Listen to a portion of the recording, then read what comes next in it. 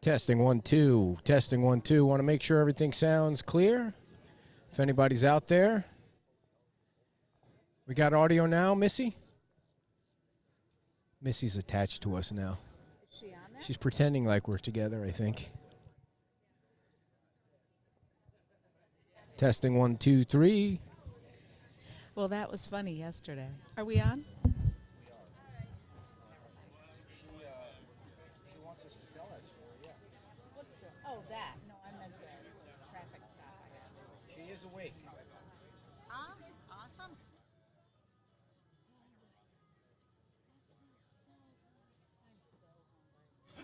3 minutes. 3 minutes. I'm not going to be able to eat. Oh, I need my stuff out.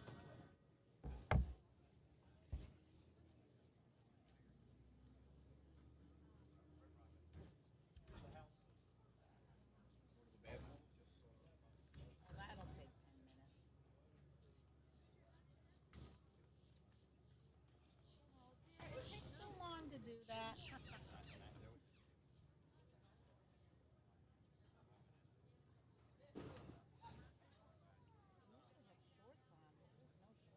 I actually had jeans in the car, and I thought, no, that's too much. It's not too much.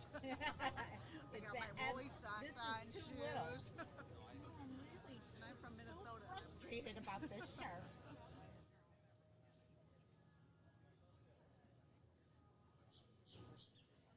Hiking with my daughter last weekend, and had that shirt of his on, and I was like, this is, it's just the perfect thing to hike in. Yeah, it's the right weight. So I said, I'll order one for you and one for me. Thank you. You're welcome. My mother is so excited about coming down. Absolutely. I'm going to have her help with judging. Oh, she'll be So we're thrilled. going to call her and tell her. She's like, I gotta get my. She was like, I'm gonna get a special shirt, like with shrimp on it, and I'm buying shrimp jewelry. I said, why don't we just wait? Because I'm sure they'll have cheaper Shirts this year, they did all different colors. Anita Saracita did 1 minute. shirts for us. Yeah, And we got all kinds of I Yeah. saw the design. Yeah. I think She's cute. Yeah. She posted it. It was Yeah. really cute. The gym was busy.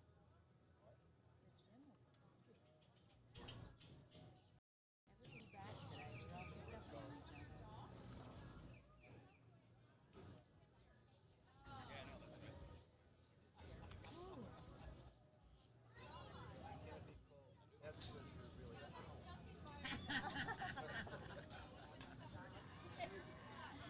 That was maybe 20 years ago.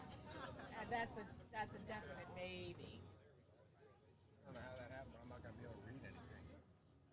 What'd you do? You made the screen. You made us so big, and it's so small. 1 minute. 1 minute.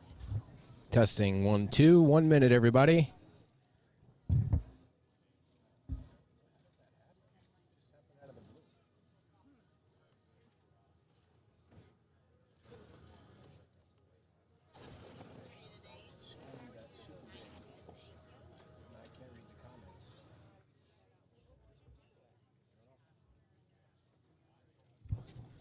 Testing 1 2. All right, 30 seconds, everybody. 30 seconds.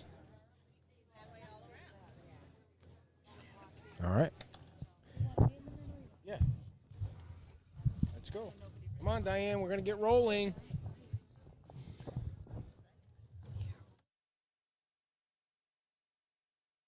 This is Beach Talk Radio. Good morning, Mr. and Mrs. America, and all ships at sea. This is your captain speaking, Mean Gene. Mean Gene. The following will be a test of the ship's whistle, the sonar alarm, the cable alarm, and the atomic attack alarm. Live from Peach Time Out in the heart of Times Square. You're listening to Beach Talk Radio with Kim and Ed Ryan. Hello, everybody, and welcome to Beach Talk Radio, episode number 102. Today is Saturday, February 29th, 2020. And we are broadcasting live from Table 23 at Peach Time Out on Fort Myers Beach, right in the heart of Times Square. A quick shout-out, thank you to all of our great sponsors, Peach Time Out, of course, FMB Designs and Remodeling, Shuckers at the Gulf Shore and the Cottage Bar, and Fort Myers Tiki Tours. Morning, dear, and welcome back to the show. Good morning. Yes, and I saw Steve here earlier. I didn't get to thank him for filling in. He did a super fantastic job. Well, he'll be last on week. the show later on in the hour, so you'll get a chance to thank him. This morning we have another action-packed show at 9:25-ish. Steve Johnson from the Fort Myers Beach Tarpon Hunters Club is joining us to talk about their upcoming fishing and tackle clinic on March 4th. And then we're going to squeeze in a very special guest, everybody. Tom Torgeson is here from TPI, and he's going to give us an update on the project, so you're going to want to stay tuned for that. And then after Tom, Leah, Gregg, and Steve are back to join us to talk about the local election that's taking place on March the 17th. So stay tuned for all that. Our first guest this morning, Dianne Clifton from the Fort Myers Beach Lions Club. The Lions Club is the main organizer of the annual Shrimp Festival here on the beach, which is celebrating its 62nd anniversary, and that takes place in 2 weeks. So welcome to the show, Dianne. Oh, thank you. I'm glad to be here. And we're really happy that we're having great weather so far, and hopefully everybody will be coming down 2 weeks from today. And we'll kick it off with the parade, and I organized the parade, and it's coming along really well. We're going to have a lot of new entries. I'm not going to divulge who those are. You've got to come down and see it and see all the great things we're going to be having. Oh, I don't think there's any problem with people coming down. There's like 5 or 6 deep when that parade comes to town. No, it'd be nice if it was 5 to 10 degrees warmer. Yeah, that'd be perfect. Yeah. You mean for that weekend? For that weekend, Yeah. yeah. So now that's March 14th and 15th. Correct. And the bridge closes. People need to know the bridge closes Promptly at 9 a.m. Because there's a So- 5K.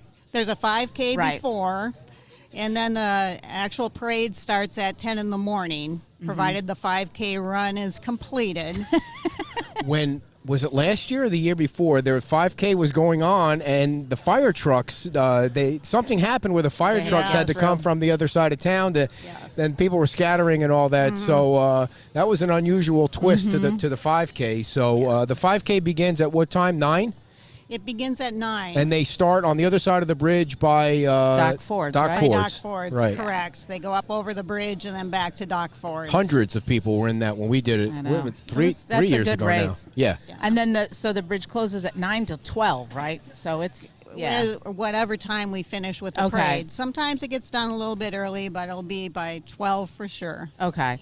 So it'll be open for you to walk over, but Yes. not for you to drive over. So get here early is the point, and get your spot along the parade route because that fills up quick Yes, too. it does. So, Dianne, how many vendors, what types of vendors will you have in the parking lot here? There'll be jewelry vendors, clothing, there'll be some food. We have an actual food court where they're selling prepared food, but there's things like nuts and I think we have a kettle corn vendor. So just a wide variety of things. We try to have the vendors make most of their items that they're selling so that it's craft show as opposed to just selling pre-made stuff. Yeah. Now the highlight though is the Lions Club shrimp boil dinner, right? Right, and that's our big money maker is the peel and eat shrimp. They're the pink gold shrimp, fresh from the Gulf. They're really yummy. You get almost a half a pound of shrimp along with some coleslaw and crackers, and they're always absolutely fabulous. Now last year I think it was $15. Do you know what it will be this year? I'm not going to quote the Okay. price, but All right. it'll probably It's- be that, at least that. At least that, and it's still a bargain at that. I mean, I know shrimp's not your thing, but I could have eaten 2 of them, but the servings are huge and the shrimp are huge. Yes. And the line is long, but it moves Mm-hmm. quite fast. You guys have it down to a Yes. science. Yes, we've been doing it for a lot of years. And then on the 15th, on Sunday, is going to be the shrimp eating contest. Yes. And they've got 10 contestants for that. And those contestants are also going to be in the parade riding in Jeeps. There's a local Jeep club, and they're going to have those 10 contestants in the parade on Saturday. So you'll be able to see who they are. So what was the winning number from last year? Oh, I think the highest amount that's ever been eaten is like 2.6 pounds of shrimp. How many pieces could that possibly be? A lot. And what's the time frame you have to eat it? 8 minutes? They get 8 minutes Wow, and to eat as much as they can. are you allowed to drink water or beer along with Yes, it? And yes. Well, you wouldn't want to drink beer. So how many years has this eating thing been going on? This eating thing. I think this is the third year. Now, I'm sure you know what I'm gonna ask you next is, have you ever had anybody throw up right while they were eating the shrimp during the contest? I have seen people look close to it. Oh, no one's ever done that. Nobody ever has that I'm aware of. I'm surprised you don't get TV coverage for that, like the Coney Island hot dog eating thing, because that's huge now. Do you give them like a belt that says, champion shrimp eater? Well, and I think the guy that won last year is a firefighter on the beach. Is that? Yes. Do you recall? I think Okay. that was Yeah. the one last I year, wish I knew yes. how many pieces that is. And do you have to peel off the bottom part of it, or you already No, peel them off they're first? Because already I could see somebody peeled. choking on that. They're already peeled as far as I know. Yeah? Yes. So they're just Yeah, they're just shoveling fascinated them in. by that. Shoveling them in, chewing them as fast as they can, and swallowing. Maybe you can enter this year, dear, I would- and hey. we'll do it. We'll do a little live But shot from I it. We had a woman last year that really gave the guys a run for their money. Only one Yeah. woman entered out of the Yes. 10. Yeah. I Well, think there was just one. yeah. Yes.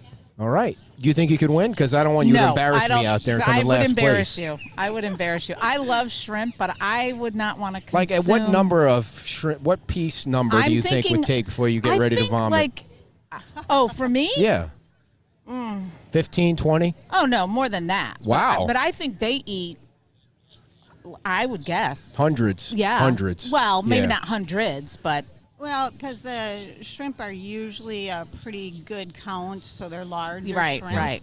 So I can imagine you- maybe 20. And what'd you say between that- 20 and 30 in a pound. And you said how much time? 1 minute? No, 8. 3 minutes. 3 minutes. 8 minutes. I'm sorry. You guys, 8 minutes. Wow. Which 8 I minutes. was looking last night. I'm like, 8 minutes, not 5 minutes, not 10 minutes. Yeah. 8 minutes. Yeah. I was like, that was an interesting number, but hey, It had it's been got to be shorter in one. the past, but they went for 8 minutes. Okay. I'm not 100% Okay. certain of why they decided on that amount, but Awesome. 8 minutes. So go ahead. No, go right ahead. It's your segment No, of the show, I was dear. just going to Take it say, away. if you know, for those who are not familiar with the Lions Club, maybe you could tell us a little bit about the Lions Club, how people can get involved, because they do some amazing, amazing things, and then you can talk about where the proceeds go that are raised from this shrimp festival.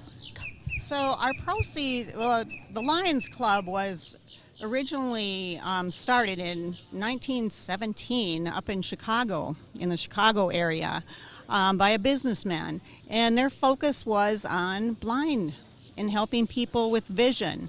And it has stayed the primary focus, but we have expanded. We do diabetes awareness, we look at hunger, we look at involving the youth, and there are so many things that we support. Just recently on the beach, we got a buddy bench for the beach elementary school, where if a child is feeling that nobody is friending them, or that they're feeling bullied, they go sit on the buddy bench, and then the kids have been instructed that if somebody goes and sits on that bench, you need to go over and friend them and be a buddy to them. I love that. I mean, I think that's, especially in this day and age, it's so needed. And what a great way to, let people know what's going on, and teaching kids to be compassionate and, friend people. Yeah. Now, the local chapter got started about 1952. 62 years ago. Can we get back to the bench thing for a second? sorry. Don't you think there should also be, like, if you're the bullier, there should be a bench where you have to go sit, and Like the bad it's to bench? get your The bad ass bench? kicked bench or something like that, Bad just so bench. they, or is that just too much? They don't want to be punitive. Oh. We want to I push the being good. Now, Yes. Dianne, Not- don't. and you not want to educate, reprimanding. yeah, Yeah, and you you want to wanna educate. educate kids about Yeah. what it is to, what it is bullying, and how it's Yeah. why and how it's not appropriate, Okay. rather than, treat them as a pariah. They're children, dear. Yeah. All right. Never mind the spanking teach thing them if the somebody right way. bullies somebody. Gotcha. Yeah. Good thing I don't have kids. So was that I it? mean, Are yeah, you done I just with wanted the to know book? about I don't like kids getting bullied, and, back in the old days, forget it. Go ahead, Diane. I remember that. I apologize for interrupting.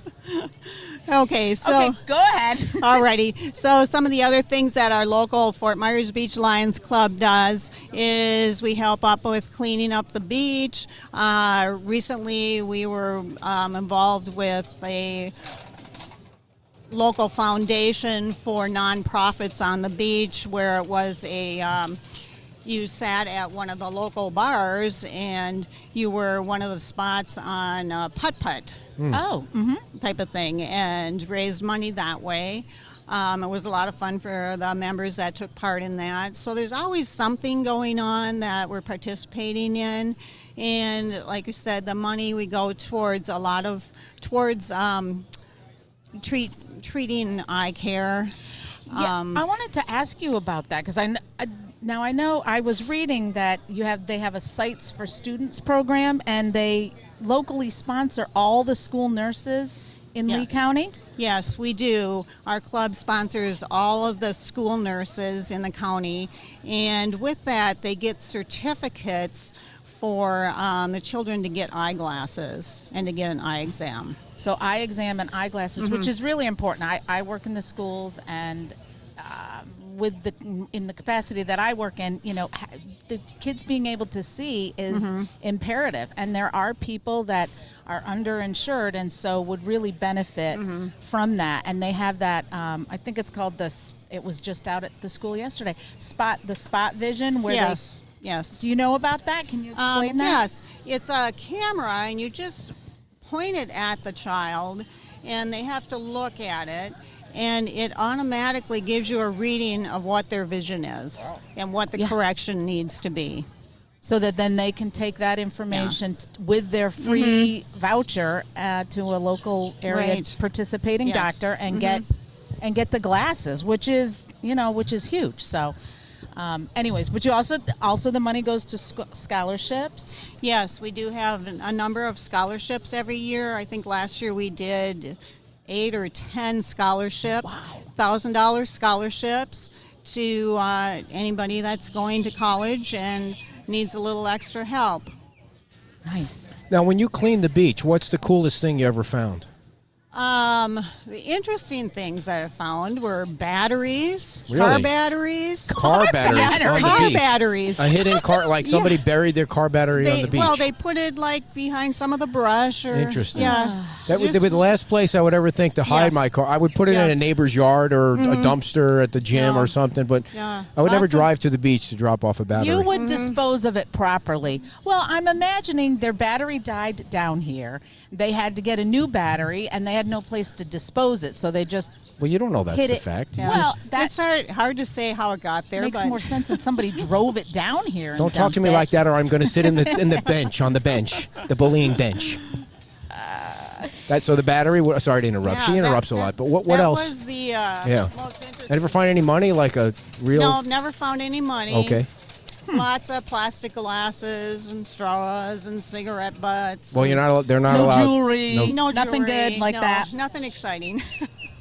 Now, the Lions Club also does something with Bay Oaks for the after-school program, and the We- Cub Scouts. Yeah, so the Cub Scouts will be selling water again this year Cool. at the Shrimp Festival, and one of our new members of the club was actually able to get all the water donated, so the Cub Scouts will have 100% profit for what they sell, and they use that money to send the members of their club to camp in the summer. Very nice. Now the parade. You have prizes and stuff for the parade, right? That's best. Yes, we do have awards, and that's one thing that's going to be different this year is awards will not be given out until Sunday. And also with the princesses, the actual Crowns? show and crowning is going to be on Sunday also. Is that so the judges can have more time to think about it and contemplate? Well, yeah, so that the girls they don't have a feel little rushed? bit more time to. They get pretty exhausted from the parade, so they decided to do everything on Sunday this year. Well, that'll be good. I know that, I shared with you, and he knows. My mom is coming. He certainly knows. And this is like her all-time favorite thing. In fact, if we talk about changing the get-together, like, well, let's go somewhere else, or let's go on. She's like, well, no, I can't miss the shrimp festival. I think if something happened to my sister or I, she still would be like, nope, I gotta come. There's a lot of people that plan their winter vacation around the shrimp festival. Very nice. It's a definite. Can you watch the shrimp festival online? Because I thought I saw something where there was a link possibly on the website. There is a camera at the Chamber of Commerce that looks down the Estero Boulevard, so you could potentially watch the parade on that link. I don't know what the link is exactly, but it's a traffic cam, and you can see the parade on that. How many floats are in the parade this year? You know what the total is? And I don't have a total yet because I have people usually sending in applications up to 2 days before. But I'm about Is that when the cutoff is? Yes. Okay. Yeah. But I'm about where I usually am by this point. Are you? Prior to. So. I know people go all out with the costumes and stuff. Yes, it's so much fun. It's a hoot. Mm-hmm. What was your favorite last year? the costumes? Yeah. I don't remember any of it from last year. I was too busy doing the show from the Sea Gypsy. Yeah. Mm-hmm. Yep. Yeah. Yep. There was a lot of flamingo, a lot of shrimp. There was a lot of pink. Yes. There was a lot of pink. Mm-hmm. So anything where? Let's talk about the parking. Where do people park, and how early should they get down here, and fill us in on the logistics so people don't miss anything. Okay. So, again, you've got to be over that bridge by 9 o'clock in the morning. So I always tell my participants in the parade, if they aren't in line to get over the bridge by 7:30 in the morning, they're not going to make it. Okay.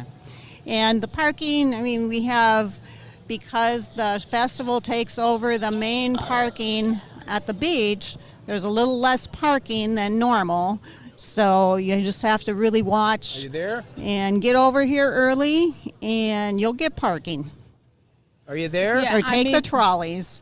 The So the trolleys, even trolleys better. will be Yes. running Yeah. that early so people can park and ride and come on over. Yeah. I mean, that's I forgot that that's there, so that takes up the parking. But there's street parking. There's many event parking spots that'll be open. So you just got to get here early. You don't want to, because didn't one year, a while back, wasn't the queen or one of the princesses got stuck on the other side? Yes.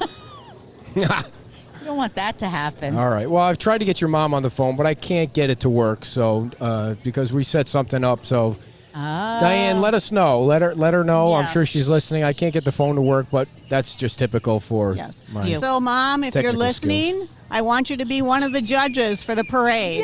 2 So years we'll in a talk row. to you later. All right. Yes. So she'll be here. She will be so thrilled. And you'll have a judge's table set out by the Yes, Sea by the Gypsy Sea like Gypsy last year, again. which is Yes. we're going to be doing the show. Well, Dianne, thanks so much for coming on. We Yes, appreciate thank your you. time, and we look forward to the shrimp eating contest in 2 weeks and everything else that goes on. And we appreciate everything you do for the community. Thank you. Thank Thank you you. so much. Dianne Clifton, everybody, from the Lions Club. The big round of applause from the huge crowd here at Pete's Time Out. And the 62nd Annual Shrimp Festival is taking place right here on Fort Myers Beach in 2 weeks, March the 14th. And we hope It's everybody... a great organization, and people, if they're looking for an opportunity to volunteer, should check them out at fmblions.com. Right, and our second guest is sliding right in here, Wow. dear. Steve Johnson. Here you go, Steve. Take your microphone. Steve Slipped Johnson. right in there. Yep, I sure did. How you doing, Steve? I'm Steve, doing I got an terrific. email from Steve yesterday about an event he has coming up for the... I didn't even know there was such a thing as a tarpon hunting club, but tell us about it. Isn't that something? It's a gem here on the island, Fort Myers Beach, the oldest and the original tarpon hunting The club. world's oldest. The world's oldest, exactly. It's 1961 down at Tarpon Tackle and Hardware.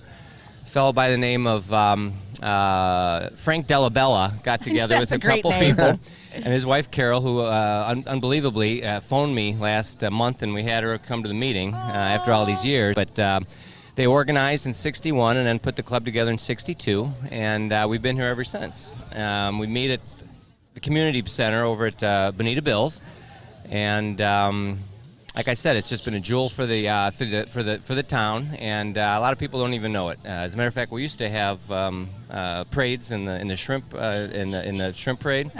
I should say floats in the shrimp parade, and we're looking to do that again sometime soon. But how far off the?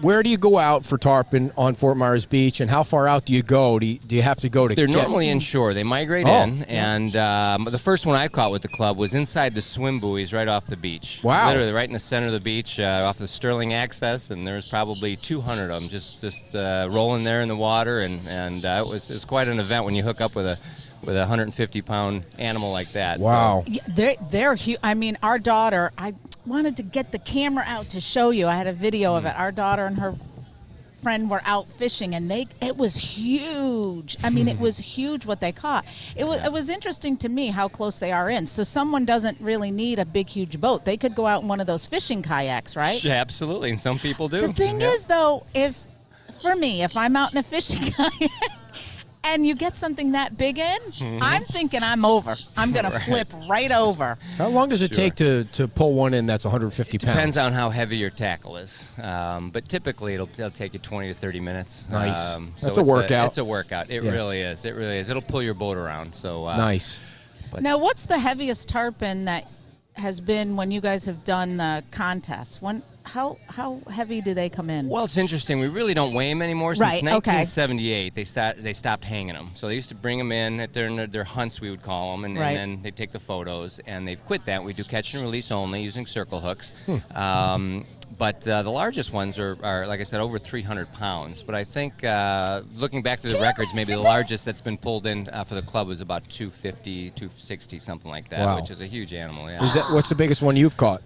Biggest one I caught was about 150 pounds. Nice. Yeah. Nice. Yeah. Very nice. So when they're out there, you still do the hunts, but it's catch and release? It is. Yeah, the hunts are sort of like small tournaments for the club. Yeah. You get points, and you can become the angler of the year, woman angler of the year, light tackle, heavy tackle, and they get a trophy. These old trophies you get your name on with the hundreds of other names, and you keep it for a year, and then you turn it back in at the following year. How many shrimp can you eat in 8 minutes, Steve? I'm probably not a candidate for that contest, but I can probably put a few down.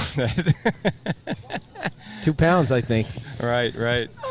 So if they're out there on the hunt, then they just measure the fish. Like we do, yeah. We girth estimate and- anything offshore, anything off the beach is at least 50 pounds. So they're big fish to begin with, Yeah. and that's how we measure them. Silver Kings. Silver Kings, yeah, that's the term they gave them. As a matter of fact, the reason we're the oldest club is right here in San Carlos Bay. They used to harpoon them up through literally 1885. Wow. Until this fella named W.H. Wood caught one on rod and reel, and it just blew the area up for tarpon fishing. So all the way from Boca Grande down here through San Carlos Bay.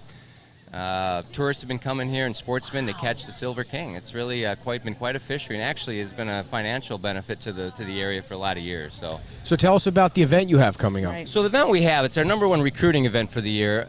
Wednesday, March 4th, will be at Bonita Bill's Community Center there, his community room, at 7 o'clock sharp, and we'll have a tackle clinic, a tarpon fishing and tackle clinic, where we go through the nuts and bolts on how to catch tarpon.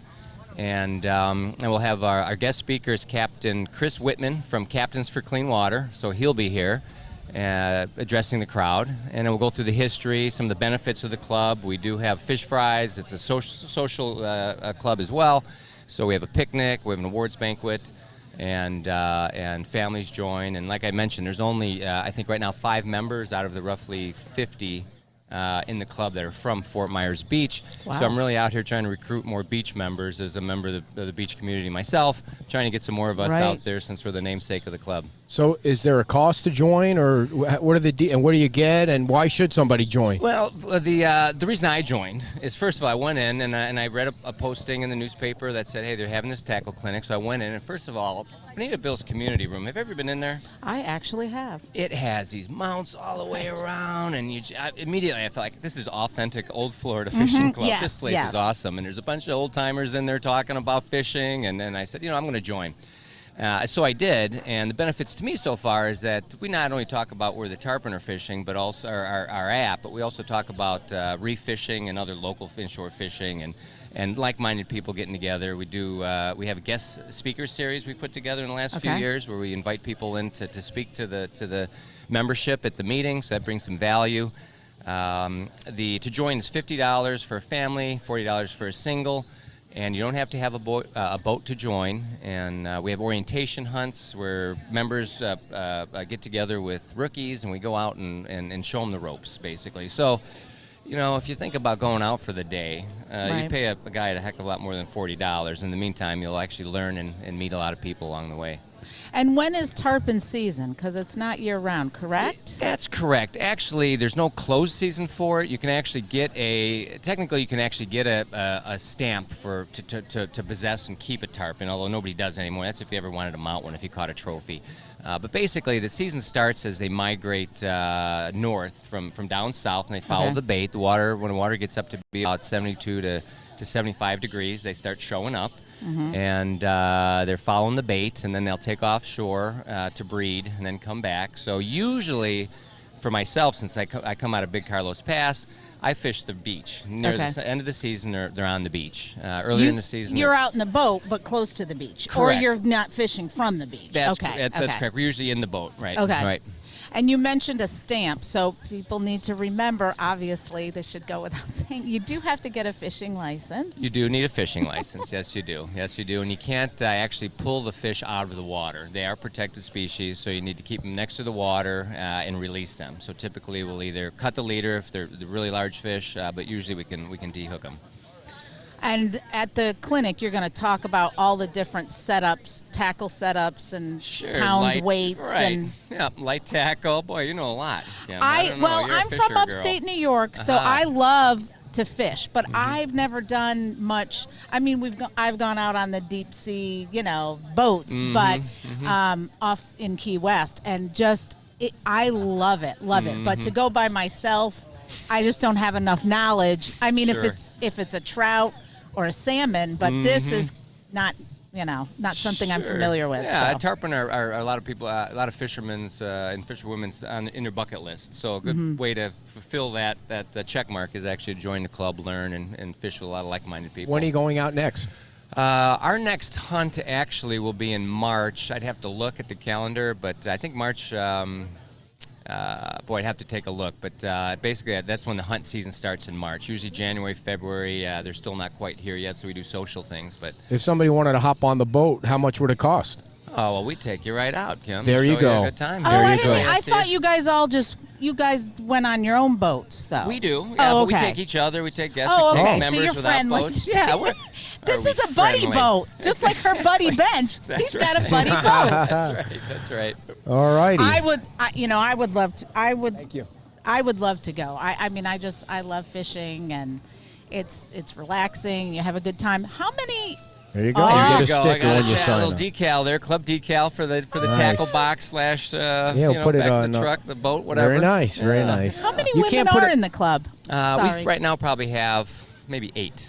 Okay. You can't out of just a minute. Probably 40. Yeah, I would say actually more like a dozen. But many of them they join as families. They don't fish, but there's probably a half a dozen active fisher gals. You can't put that on any vehicle until you actually catch a fish. That's like doing a race. Well, it's like not doing a race and putting a sticker on your car. I did the Savage race. Right. So again, 7 p.m. 7 p.m. at Bonita Bill's under the bridge there.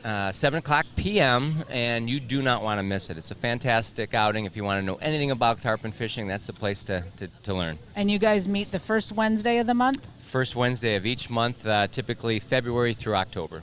Well, Steve, thanks for getting in touch. Great. And come back again when we'll have a longer segment and talk about the all the events and other things. So I have a question for you. Going on. Yeah. Do you know what IGFA stands for? The International G Fishing something. What was the last letter? A? Organization. I just missed one, right? A is organization. Yeah. How about O? That's right. O is for organization. Right. It is the International Game Fish Association. Right. Yep. And we I'm we getting belong that. to that. Organization. That's the second time you need to sit on the bully but- bench. That's right. That's right. Well, thank you so much Well, for thank you coming again, on, Thanks a Tom. lot, Dad. I Steve. appreciate it. it. All Good right. luck with the event. And when Steve was guest hosting, he didn't make me look stupid. So thank I'm you very much for sorry. doing it twice. Yeah, Thanks, Steve. He did a great job, but not enough of that. Steve Johnson, everybody. Now, I'm going to read an ad while you go get our third guest. Okay. Tom Torgeson is here, and he's going to sit in and update us on the project. But, of course, we want to tell you about Shuckers at the Gulf Shore, the Cottage Bar, and big night going on there tonight with Jay Allen and Kylie Morgan in concert tonight. I'm not sure if there are any tickets left, but give them a call and find out for sure. The show is tonight, and they are doing awesome. So stop by tonight if you can. Other times going on at Shuckers, they're open daily at 8 o'clock for breakfast, serving lunch and dinner until closing. Offer spectacular sunset views, of course. Shuckers Happy Hour is Monday through Friday from 3 to 6. World-famous Cottage Bar opens daily at noon until midnight. Lunch and dinner and late-night menus 7 days a week, offering late breakfast on Saturday and Sunday. Happy Hour Monday through Friday, noon to 6. Live music every night from 8 to midnight. And don't forget again tonight, the music from Jay Allen and Kylie Morgan at the Cottage and the Gulf Shore down just a few short steps from here. It's not very far at all on the beach side, and they have a great view. Right now, we have a very special guest before we get to our debate section about the election. Everybody on the beach knows Tom Torgeson. Tom is joining us to give us an update on the project, which will soon be built in that armpit of an area right now that was taken out by the hurricane. Tom, thanks for coming on, and how are things going?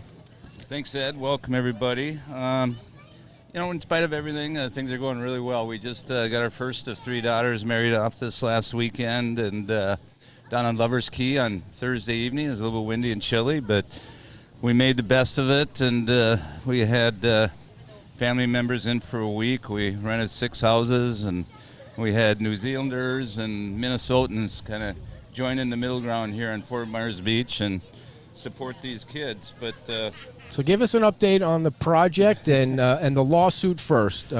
Just sitting out there waiting. yeah, the lawsuit, I think most people know that there's a scheduled orals arguments on April 15th up in Tampa, and that may or may not occur. Really at this point, it's unlikely that the 3-judge panels even looked at the case yet. And they probably won't until just right before the orals, and when they do look at it, our hope, there's a likely chance, and our hope is that they just deny the case at that point and dismiss the or get rid of the oral arguments. That's the best outcome that we could hope for, and if that's the case, the lawsuit's over with at that time. But, of course, the judges may want to ask some questions, so then it would go to orals and just get some clarifications on some points. Each party only has 20 minutes for the orals, and that includes judges questioning. So it's a real quick process on April 15th. And if that occurs, it'll probably be a couple months process for the judges to issue their ruling. Awesome. So there's a chance they can look at it. There's also a chance they can look at it and say, we don't want to look at it anymore, and they just toss it back and it's done. Yep, that's right. And it's over with. And it's a reasonable expectation to think that they will just dismiss the case and cancel the orals. But never know. You never know. Right. Thank you. And is that the end of the process then? There can be nothing else?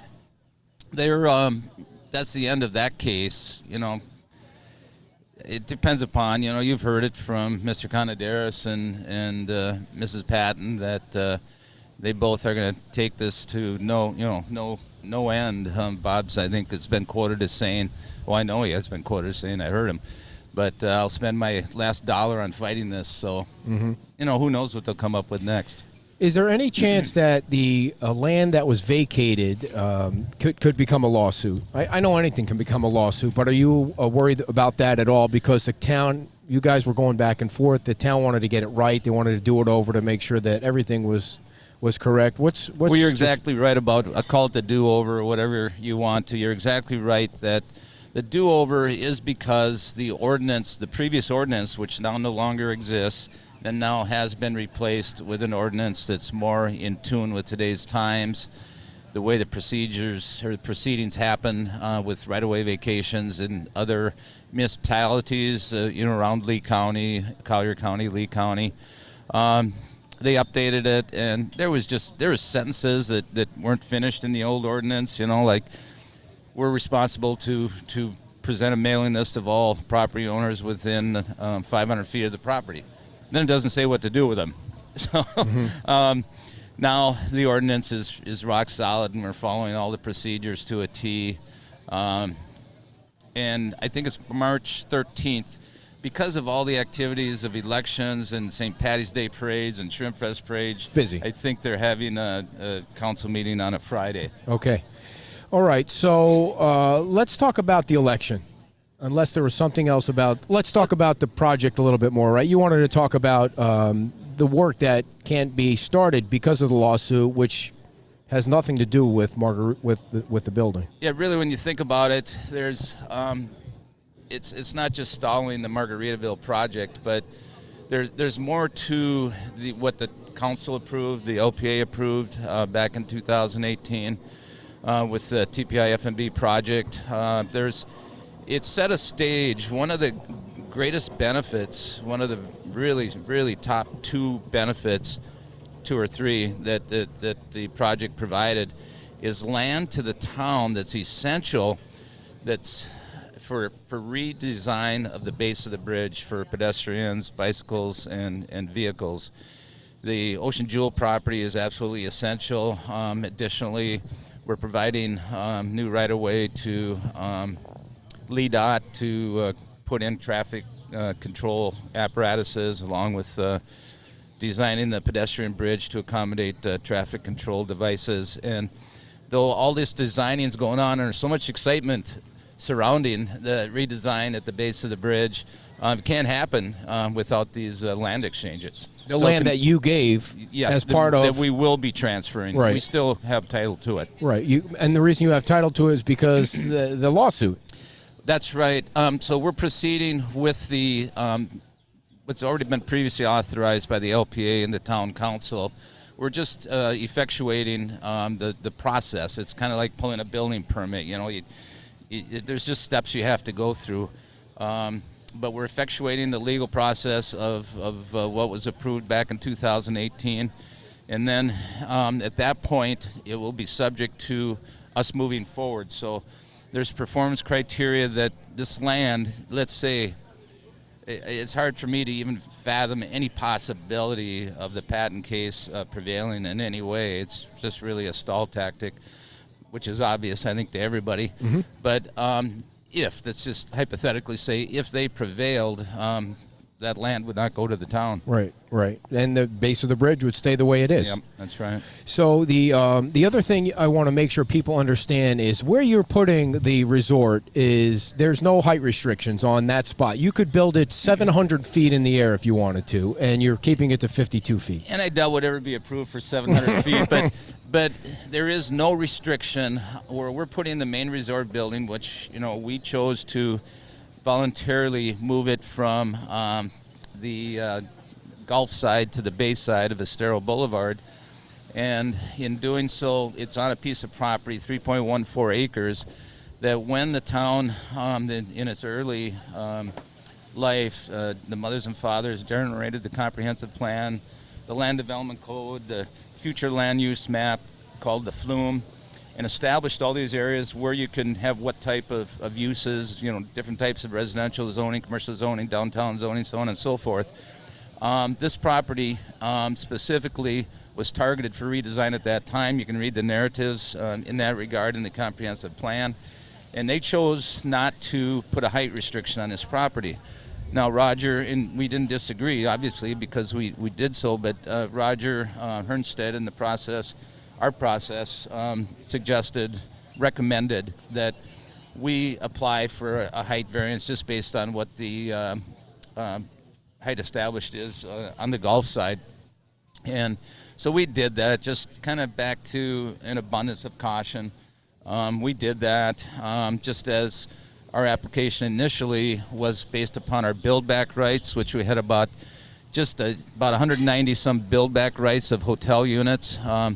But the town's third-party consultant, expert Bill Spokowski, recommended that's too difficult to understand, and let's just go with the multiplier, the density multiplier, the 3 times multiplier, and ask for a deviation for that. So those are some facts that people just really don't know about the project, or at least it's not commonly known. In fact, the height of the resort is overall, and this was a custom measurement that kind of got generated by Dennis Boback. Usually you measure the height of the project from the ground to the eave of a building, but we measured it at the request of Dennis Boback then to the absolute height, the absolute highest point of the building. So all architectural elements, mechanical equipment, the highest point on the building is 52 feet above ground. And if you look at the 3 houses now that are topped out right across the street on Crescent Street, they're right up there about 50 feet. So now you can kind of look at those houses and you know about how tall the resort will be. And that side of Crescent Boulevard there is identified in the land use documents at the town for transitional space or transitional residential. That's what's happening there. The people on Primo Street, as Crescent Street continues to redevelop, will never see the Margaritaville Resort. They'll just see houses. Real quick, before we get to the election, one of the things that you mentioned in the press conference of a couple of weeks ago that I don't think many people knew about at the time was, as traffic that's coming through for construction, or as not even construction, traffic when the resort is open comes down, they're not turning around and coming back to get out. You've got it constructed where they're basically circling around and getting off the bridge, correct? That's right. We do a left off of Estero onto Crescent where there'll be controlled lighting signals, crosswalks, and the pedestrian bridge.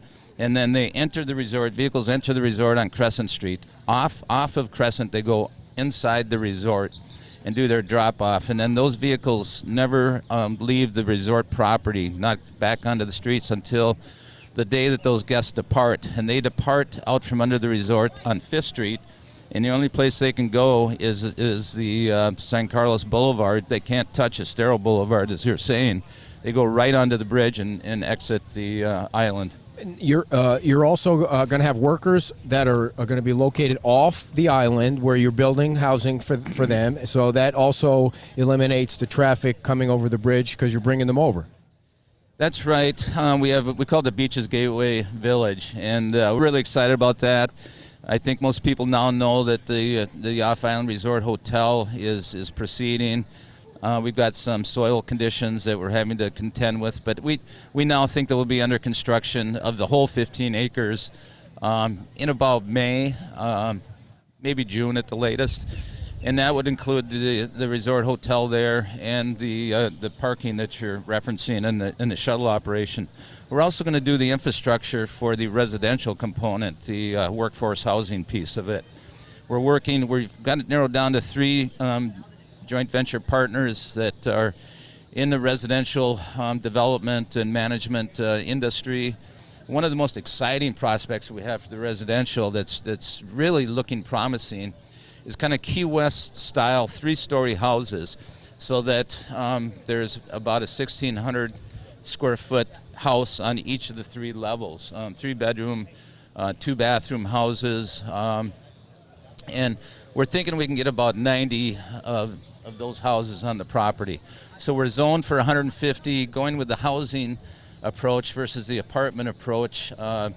Reduces what we can fit on the site, but it's, I think, more conducive to the workforce housing and the environment that we want to create.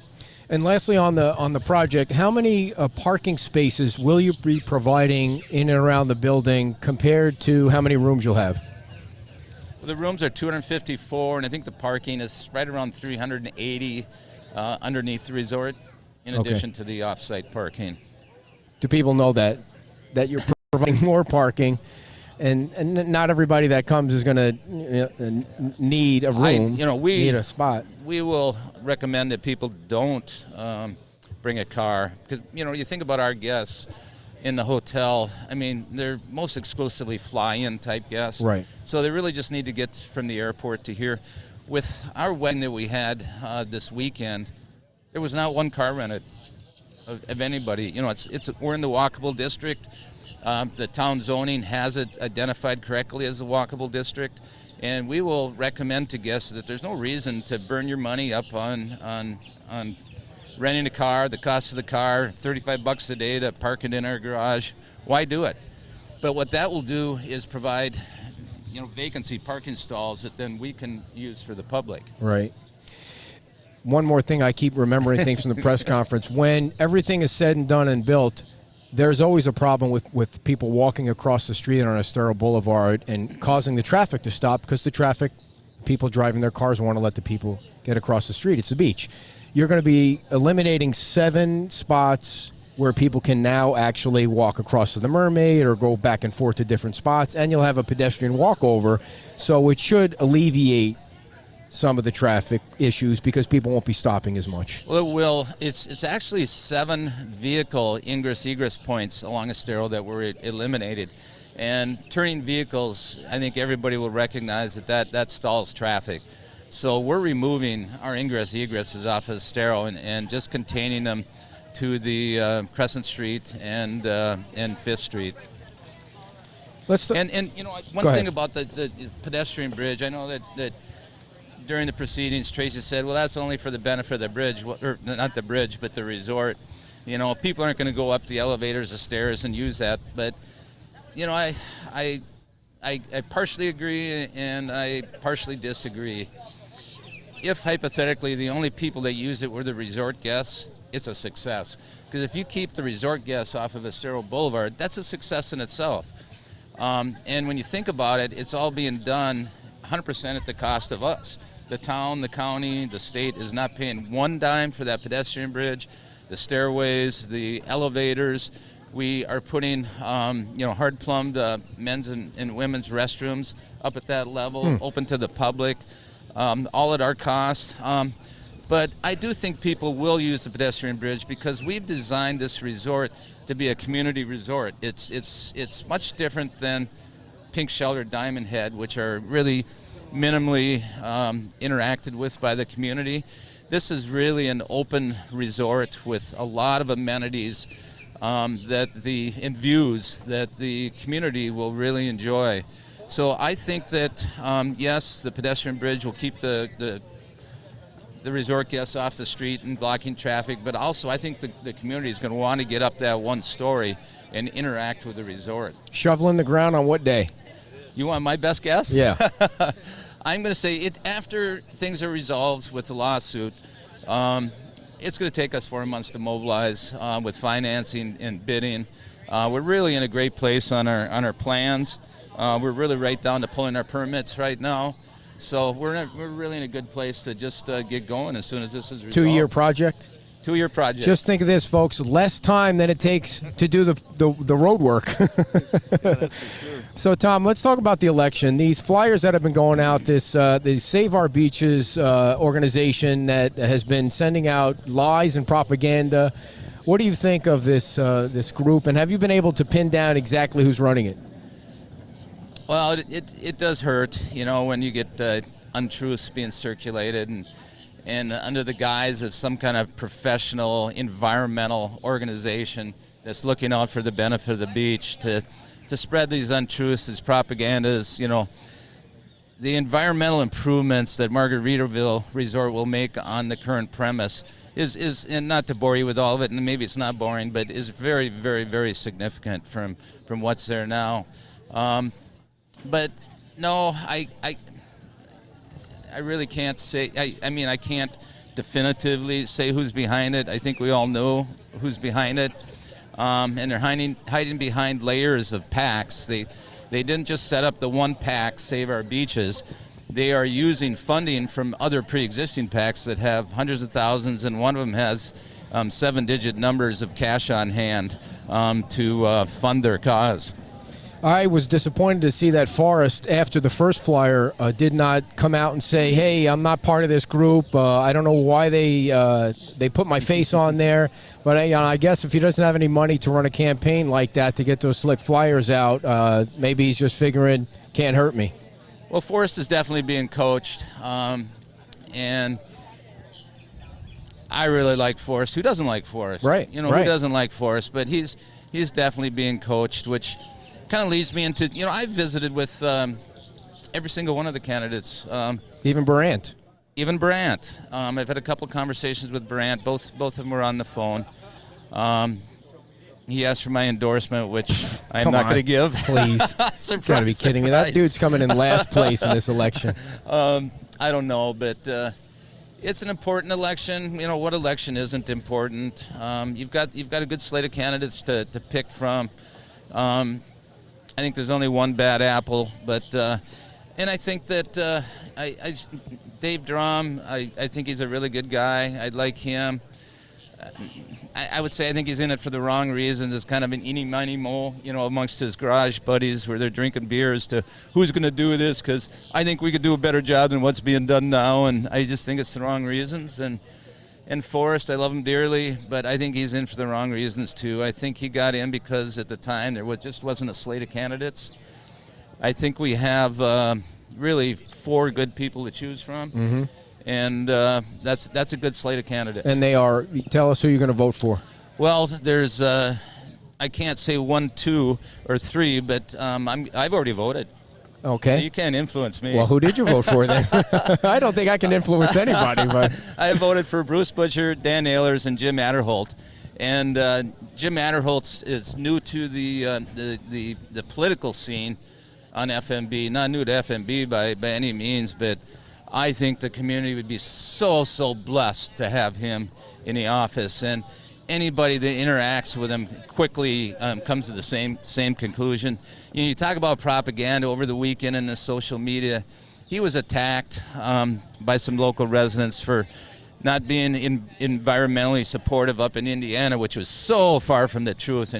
And my wife happened to trip over the communication, and we alerted Jim to this, and he, in his typical professional fashion, responded and provided all the facts, and the story was so opposite of what was represented. You got to be really careful with the social media, any of the media.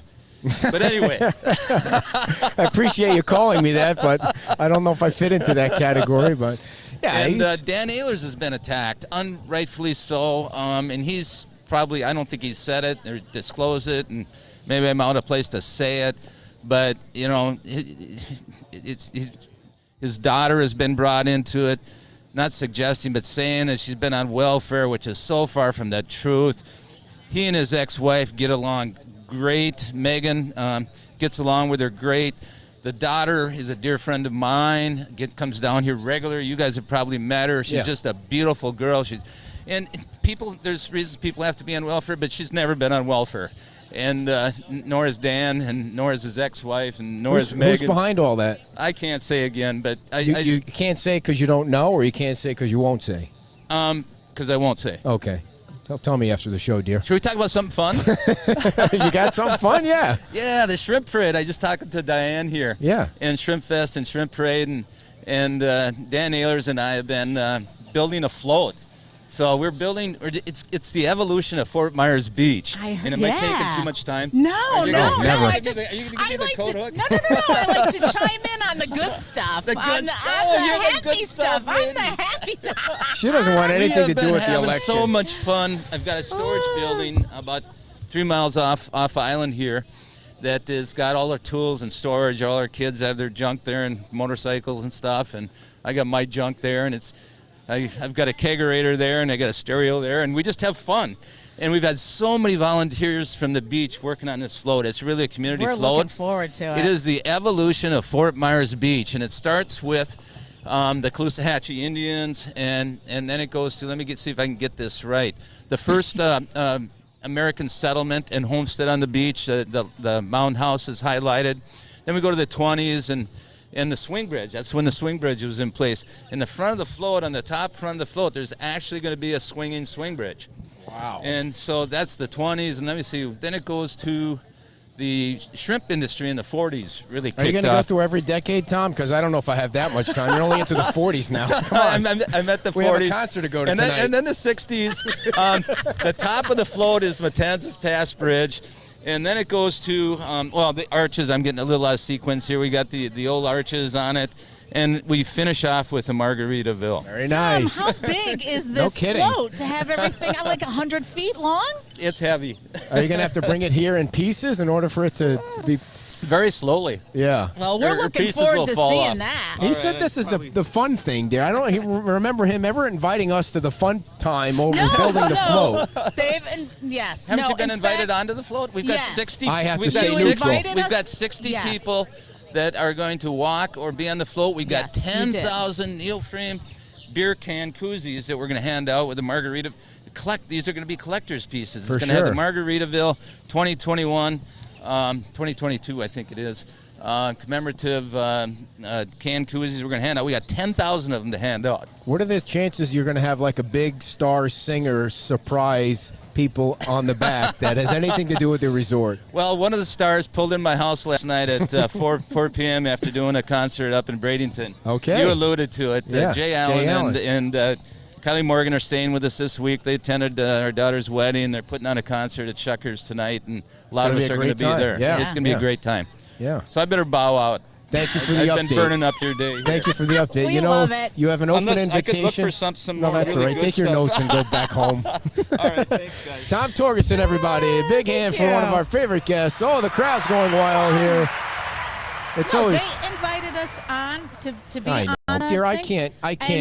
I know. I have but to remain neutral. I I can't know. be seen on the well, Margaritaville they float. were very nice to kidding. invite my mom onto the St. Patrick's Day float. So Right. she's very excited about that. Well, folks, we do have one more segment to go. All We're going right. to invite our last two guests on, but I also I'm want gonna to tell let them sit everybody. and I'm going to stand. All right. Well, we have 4 chairs, dear. Steve knows the routine. I want to tell everybody about the Fort Myers Tiki Tours, folks. Everybody, we start to see more and more people post their pictures and videos from the Tiki Tours, and you can get in touch with them at 239-887-0042. The Sunset Tours, the Dolphin Cruises, the birthday parties, anniversary cruises, and we have an extra microphone on the table there. Steve, you didn't follow the routine like I told you to do before the show started. Damn it, I wanted this thing to go smoothly, and you ruined it.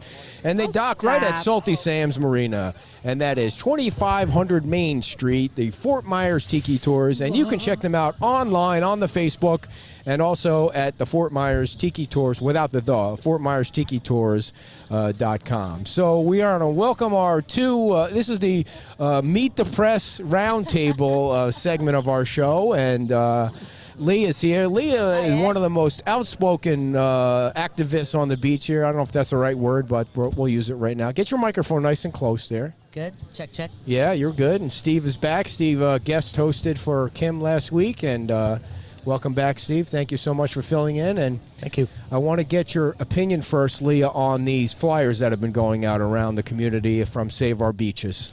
Yeah, I haven't received one. I've seen some of your posts on them. I know it comes out at Jensen Beach.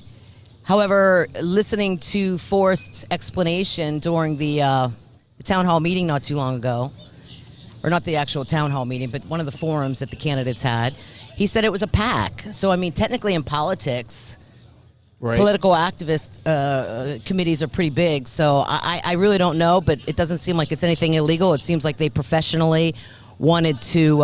Is it helpful? Is it informative? Is it hurt anybody? It's not from. I think it's misleading. If you read what's on some of the information, it can be misleading. But again, I haven't received any information at all What do you from think, the PAC Steve? committee.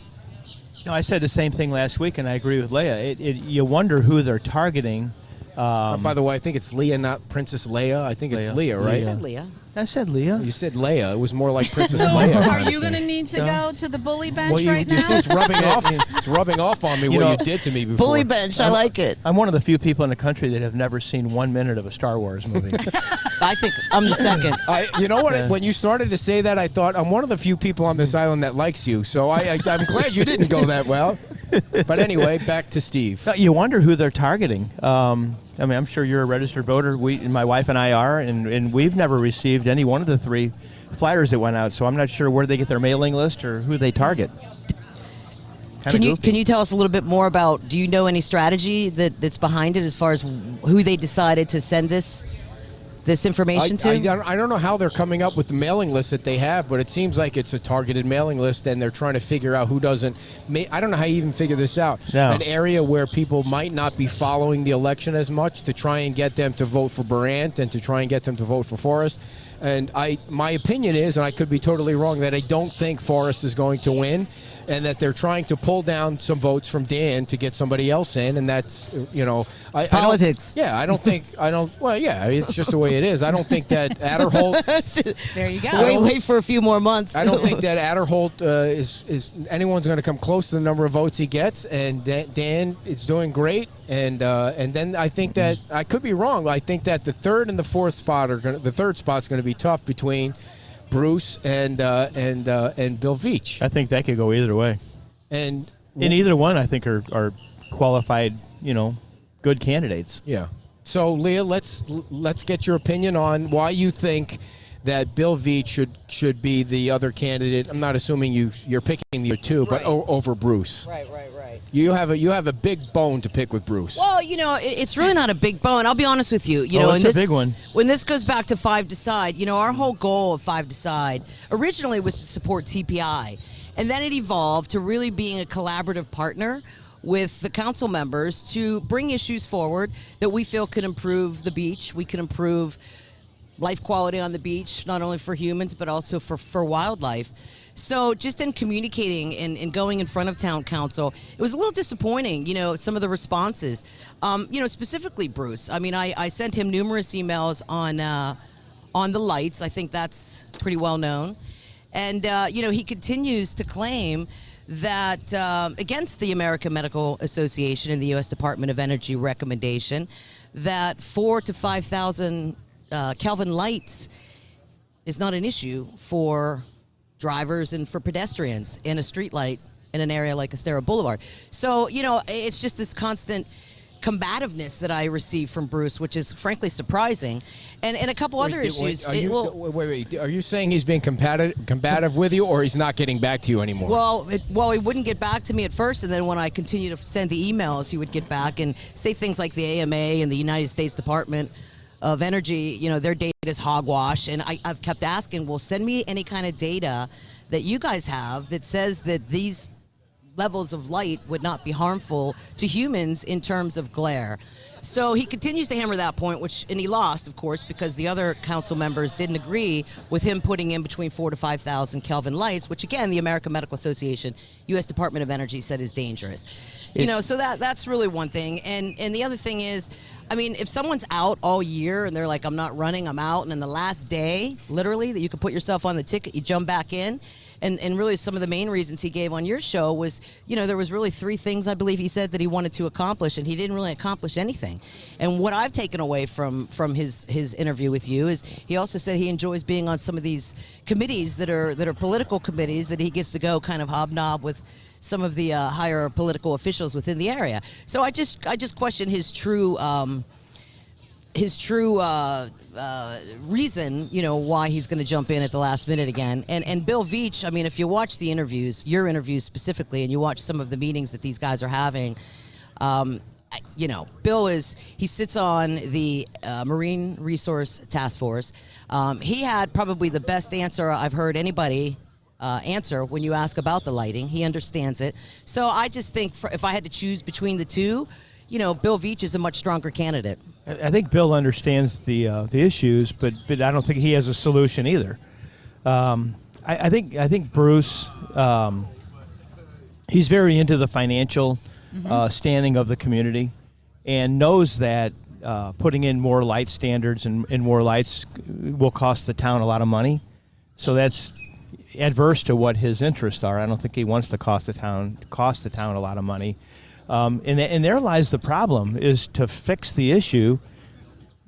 The way I see it, you're going to have to put in more light standards and more lights. I like Dan Aller's comment about, being able to remotely control through technology the intensity of the lights. But if you do that and you turn down the intensity, you still have to have more light standards for when the intensity is lower. So it just seems like a foregone conclusion to me that the town's going to have to spend some money and put in more standards and more light fixtures. And the question becomes, how much more money? And at this moment, no one seems to want to face, come up with a solution to it. Well, and you have to look at cost and you have to look at price, right? I mean, the cost is X number of dollars, but what is the price you're going to pay down the road? Yeah. So I hear numbers of $7 million if you put in the amber lights, but then I also hear talks about $15 to $20 million redoing Bay Oaks. So it's like, $7 million. And if you also look at, I think it was close to, was it $300 million? Is that I think that's the cost of the Estero Boulevard project as far as tearing it all up? Yeah, but that's not all towns. No, I know that. But what I'm saying is when you look at a $300 million project, and if you are going to look at a $7 million lighting along that $3 million or $300 million project, it's a small percent of the total project. And as far as paying for the lights, again, if you look at our budget, and we hear quite often that our budget's very healthy, and it is. We have more reserves, almost double the reserves in our budget that any small town needs to have. Yeah. So our budget is strong. So we do have it in there to invest. I look at it as an investment, not necessarily a spend. Well, Ed, you've always, from the get-go, has said, do something, get it fixed. I mean, here we are today, and it's still not fixed. So, last meeting they said they might be waiting for more technology to even improve than what they have now. So that maybe that reason is to bring the cost down, I guess. But it's still dark on Estero Boulevard, and it has been for a long time. Well, I think one issue too was if you take a look, and I think Bruce mentioned this on your show. This was a 3-year study in the works. It cost $100,000, and if you watch the actual presentation by the consultant that presented the results of the study and the recommendation, they had to adhere to really one criteria, to provide the lowest cost option. They didn't look at the pros and cons for issues like glare. Well, and aren't they getting another study now? So they're considering that. Perhaps, so now but that's almost funny because, like, how many studies do we need that Right. shows Study that after all you got to study. do? I mean, Google's pretty easy to go and get some research. And when you got the United States, the U.S. Department of Energy that literally has a pedestrian study on streetlights, and it continues to reinforce that the lights should be below 3,000 Kelvin or below. So even if you have lights that's turned up and turned down during turtle season, let's say, you're still going to have that glare if they're turned up. And there's towns that actually did that. They did the 4,000 to 5,000 Kelvin lights. When they put them in, the entire town complained. They had to take them out and put in lower Kelvin lights. And Bruce was the only one that he just wanted to push it through because that was one of the things that was on his 3 things that he wanted to get done was lights. So it's not done. He wanted to push it through. It didn't work. Doesn't Bruce claim that with the high intensity lights you can install filters or baffles or aim them in certain directions or aim them at where you want to highlight the light? That it really won't create that much glare? Well, again, that's the one of data his claims. shows that if they're street lights and they're above, it's not to get on this lighting issue too deep, but the bottom line is We already are. Yeah, right. But I mean, the bottom line is Not to highlight if the the lights are lighting issue. bright, it's going to cause glare. So I would encourage you. You can go in and read the last. The recommendation and the conclusion I of read the it. U.S. Department of Yep. Energy study and the American. You go on and on and on. Good sources say that the lighting you should use for a street light is 3,000 below. The bottom line that was recommended is 4,000 to 5,000. It's way too high. If they want to put them in, put them in. Wait. People will see the results once they're done. Which again means more light standards and more lights and at town's expense. But don't you think that's what the town eventually needs to do? I mean, We want to they invest ought in to the island. I mean, look at the money we're putting in the island. No, It's and a I beautiful think piece of the island property. deserves better. I mean, I agree. My So do wife the and people. my wife and I drove from the south end today all the way up here and just eyeballed the lights. And I mean, there's long stretches where there's just nothing, and that's Was it dark? Was it dark when you came up? No, we came up at 8:15. I've done it in the dark, and it's baffling to see the different levels of the light poles that are on there now. Which ones are on? Which ones are off? Why Right. they're yellow? Why Right. the other? I mean, I don't. Maybe there's a reason that they did it that way, or maybe somebody just put in a business and put it in a light pole. The other issues are crosswalks. I mean, the crosswks are dark, Right. and that Well, wasn't they're even part of the we're study. getting okay. They're let's- unlighted. But go ahead. Let Yeah, we're getting off me topic. rein this sucker back in here. So, who in your opinion, Steve, has given the best answers at the forums and on the show so far? In no particular order? No, in particular order. We're not doing this so that people can cop out. Jim Ederholt and Dan Allers, I think, to me, by far, have answered the questions directly, had intelligent answers and responses. They seem to be good communicators. They have the ability to get along with others. I think they can drive issues through. I think those two are in my mind, the leading candidates, and hopefully will receive the most votes. And then after that, you have Bruce and Veach. And like I posted on Facebook, I don't really have an issue with either one of those two being the third candidate, but I think it needs to be 3 of those 4 people. Worst candidate so far? Bob Brandt. Okay. Just through, his demeanor is his demeanor at the meetings. The LPA meeting. He seems to be some arrogance, and I'd say he's the last one that I'd want on the council at this point. Princess Leah? I think the key when, especially a candidate, when they're asked a question, answer it. And I think, you perhaps maybe could tell us too, because you've interviewed a lot of people. And I want to hear your answer after I provide mine on who did answer questions specifically that you asked the best. Because there's nothing worse than a candidate when you ask a straight up question, just tap dancing around it. And in some cases that has happened when I watch your show and when I watch some of the meetings that these candidates are having. So to answer your question as far as who did the best, I'll be honest, I think all were fairly prepared. There was a few that didn't answer a specific question surrounding, the whole Dunes walkover thing. And, I get that more information needs to be provided. But the bottom line is, with the information you have right now, how would you vote? And some didn't answer that.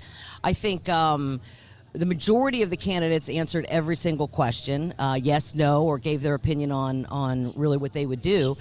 To rate them, I don't think Bob, if you really take a step back and look objectively, he did answer every question. And he was very straightforward in answering his questions. He didn't answer any of our questions. Right. No, I'm talking. You're talking. I thought you meant at the forum. Yeah. I did. Because I watched the forum. I'm being sarcastic. Yeah, He's never come on the show. Come in, and that's a good enough reason for everybody watching not to vote for him. Keep in mind, I'm not because I also saw the meeting at the permit meeting, and I thought that was pretty bizarre the way that he acted. But wait. You can't just roll over that. People don't have any idea what you're talking about. It was an LPA meeting where the Lonnie Kai was asking again. The Lonnie Kai somehow got pushed to the front of the line for their stage. I know it's for charity. I know all that, and you all know I have a vendetta against the Lonnie Kai. Everybody knows that. I'm not trying to hide that.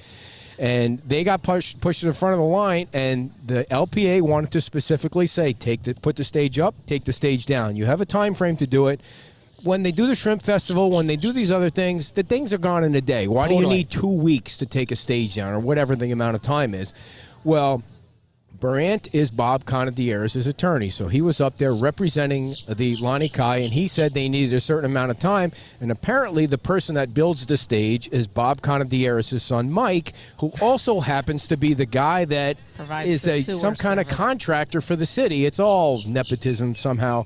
And so Brandt said that if I have to tell my guy from the stage something, your water's not going to get turned on, or he was some threat that Megan. It was like that, but he said something that Megan took as a threat to the city. Right. And I don't know if he meant it that way. He was just trying to be humorous. But this Jack Ball's running for town council. What kind of an election slogan is that? Build my stage, or I'll shut your water off. There were numerous LPA representatives there that were offended by this statement. Yeah. And made the comment right away. Well, the good news is there's a history when the LPA votes unanimously for the town council to shoot it down. So you never know what might happen next week. It was a joke. It was kind of a joke. Anyway, so that I just needed to get that in there at some point during the show today. Really but you were going to. But you didn't never answer the question, by the way. Who are the top 3 candidates? I was going to call you out on that. I was like, all right, he's going down a path. He'll forget. And I'm like, he'll forget what he asked me. By the Your way, top three. Who by are the, your by, top by the three? way, I'll give you another 30 seconds to think about it. This All right, is I'll give you not- my top three. This has nothing to do with Mike Conadieris. I don't want anybody to think he said that or anybody to think he would do that. I don't think he would, or the town wouldn't have hired him in the first place. Everybody says Mike is a good guy, and I'm not trying to make it seem like he said that. It was the attorney that said that. The attorney for Bob Conadieris, the attorney that's running for town council, that Okay, would dear, shut your let water it go. off. Let her answer. But he does have a lot of experience on the island, and that's what I said to you earlier. I Who mean, does? Barant. I mean, he What was the experience town does he have? attorney. You know, he was the town attorney for many many years. years, So yeah. all I'm saying is, How many committees has he been on? Well, that's another good point, and I think Thank you. I think Jesse Titus posted, which I couldn't agree with her more, that if you're going to run for town council, you really should sit on LPA is what she said, Right. but whether it's marine research, and Right. some of them, you know, or Pay your dues- multiple pay your ones. dues a little That bit. learn, More than one. because Your it's a way up very through the huge ranks. learning curve. I mean, it really is. It's a big responsibility, and I do have to tell you, I appreciate everybody that runs for that office because they do get paid, but it's minimum beer money, right? But it's a Well, lot of more than work, that. right? And they take a lot of heat. And the goal though is to collaborate with your folks and Wait, and Steve. be kind. She's going to give she's going to give her numbers first. You did it. Go ahead. No, go ahead. Rank your team there. All right, Top well, three, I must straight tell out. you, and I'm just a fan, just because I went to many Marine Resource Task Force meetings with regard to the manatees and just the environment in general. And I'm very impressed with Bill Veach. I'm very impressed There's with his one. background, and I'm very impressed with his answers. And I have to tell you, with the exception, in my opinion, and Dan, I love you, but in my opinion, Dan and Jim just missed one question. But other than that, they answered them very, very well. So I'd have to say Bill and Dan and Jim. But I also think Forrest did a great job with some of his questions. They were a little short and sweeter. So, All right. Forrest. Jump in there, Steve. What I was going to say is, we went through and just had a town council that was divisive and spoke harshly to each other and didn't seem to get along. The new town council seems to have, good camaraderie, that they discuss things politely, they respect each other. And the last thing we need as a town is to have another member on there that is divisive and arrogant and whatnot. And that's why that's why I would put Barant as the final candidate, the seventh place, at least the least likely one that I'd want to be on the board. Dear, ahead, who are your dear. top Give your three? top three. No, you give your top three. I don't really get a vote. Neither do I, but let go me ahead. ask, let me I ask know. Ed this. Can I ask you a question? Sure. So you interviewed everyone, right? You interviewed how many candidates? All of them Six out except of for seven. Brent. Six. I've interviewed Adderhole twice, and Dan, and also Forrest Yeah, twice. twice, yep. Dave Drum once, and Dan's So all coming up. 6 of them. And lastly, you just did, and I think you did a great job on the last one because you asked pretty much the same question to all of them. Yeah. Including about Roger, the town manager. So let me ask you, who do you feel gave you the best answers during your interview? Jim Adderholt was number one. I Number feel two? like that Dan was number two, and I think that that Bruce felt like answering the questions that I gave him was a burden to him. Like he felt like he'd rather be doing anything else but sitting there, and he almost made me feel like it was. Did your feelings get hurt, Dan? No, I don't mean it No, go that ahead, way. let him finish. He's on I a felt roll. like the other folks felt like they were into the questions, and they would. I want to make sure I say this the right way because I don't want it to make it sound like it has anything to do with me or the show. It just felt like it's too far. He You've already gone he too wasn't far. prepared or didn't feel It like he needed to be there. Like I'm already on the council. I don't need to answer your questions. It or, looked like you had to pull information out of them. yeah, and I Forcibly. and then that, and I think Bill Veach he answered the questions. So, I mean, Well, do you think that has anything to do with what you said is, you felt like Bruce just wasn't really into it. And again, him dropping out, and if you remember when I was on your show one other time. what do you mean dropping out? Well, when he was dropped originally, before he decided to come back. Well, he didn't drop out. He said he didn't wasn't. drop out, He but announced said he wasn't going to likely. run. And he said No, it he didn't numerous announce he times. wasn't. Yeah. He said, I'm not likely to run. Yeah. He never Okay. said I would. Yeah, no, he did. It's on. It's yeah. I'll have to go back and I listen remember to when it, you but listened to. I I played know it he for him. alluded I to played it his for him. Nonetheless, wife going if you're kind of Right. out of the game, than to jump back in and that's what I love about Dan and Jim and frankly all these candidates. They're like fired up, man. They're ready to make some good changes. I don't think he was ever out of the game. I just think that when sometimes when a politician gets elected, they feel like they don't have to campaign again. And that's the impression I got, that he felt like he was... So you think because he's an incumbent, he doesn't... Yeah. Okay. Well, my point was, since he was saying all of last year that he wasn't going to run, because he has said it numerous times, and it's recorded, and then at the last minute jump in, you kind of, when you're like out, like if you're ready to retire or leave your job, you're kind of out of the game. You're not really as in it and as passionate about it. I don't know if that's... I don't know. Maybe that's the case. But I also felt like the council that we have now was encouraging him to run. There were certain things said during council meetings that were like, well, if you didn't like that, like he didn't officially announce like Joanne did, say, hey, I'm not running. He never did that. So, there is that. But I felt like a couple people there were kind of pushing him to run, like they still wanted him to be on the council because So let's go back to your question. So good. So that you said you liked that. Adderhall was number one. Adderhall, Allers, and Beach, probably. Okay. Who came in last? Of course, Brand comes in last. You didn't interview him. I'm like the people you interviewed. Who came in last of the people you interviewed? Come on, answer the question. I think Dave's probably not ready yet, and Forrest is a nice guy, but I'm just totally flabbergasted by the flyer thing, the Save Our Beaches thing, and I think that he should have come out and said, "Hey, these people are jackballs. I have nothing to do with them. I don't want their money. I don't want them to claim that there's some conspiracy out there now that the Beach Observer, who Chris Patton I believe used to work for, got the picture that's on that flyer somehow from the Beach Observer, which is a Tracy Gore mouthpiece whenever something comes out.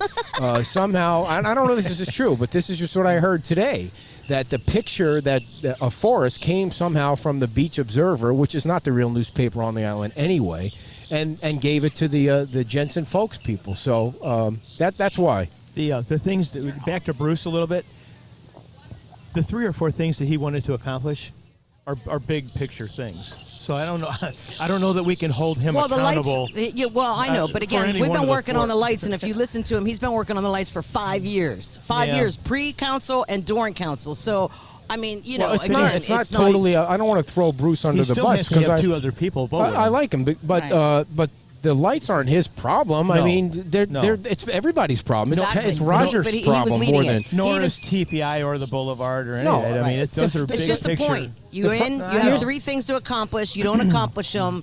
Frankly, it's kind of a failure. And then the one thing I'd like to say about Bob Brandt, is that you invited him on the show. He initially indicated that he would get back to you, and he might. Yeah.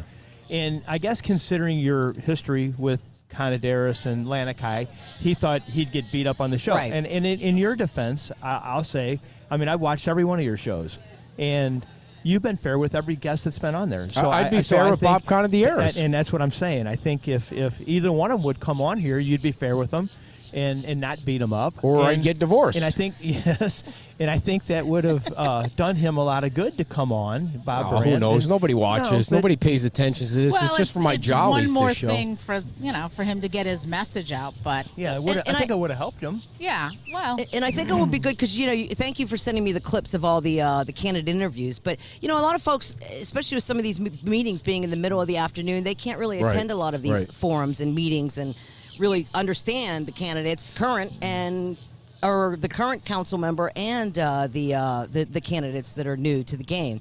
So why don't you promote more your short video clips of the 6 interviews that you've done? I will this week, and let people look at them, because I think actions speak louder than words, and you can really see how people are. For Barant's video, it'll just be a green screen for 30 minutes. Here's what. No, maybe he'll come on. Give him a fair shake. I'm going to take a little shot at my. He's always welcome to come on. Come on, Bob. Don't be afraid. These guys are nice. Now you guys have gone to the forums to hear them speak. I watched it. No, Anita did a great job in recording it live, so I was able to watch the whole thing. Anita's trying to get her next gig like the Tony Romo thing. Did you hear Tony Romo just got $17 million with CBS per year?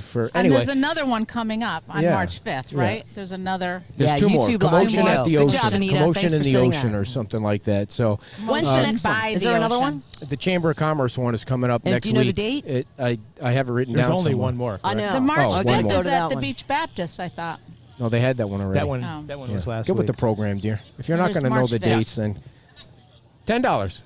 All right. So the only other donation. That's right. The only other thing I want to make sure we get your opinion on before we talk about Anita is the last issue, the referendum on the ballot. That's going to either. I know you don't want me to talk about this, but the people need to know, dear. People have heard it enough from 4 you. years, 3 years? Is that the one? Yes. 3 years, 4 years. Move it to But November. we still don't know what to do.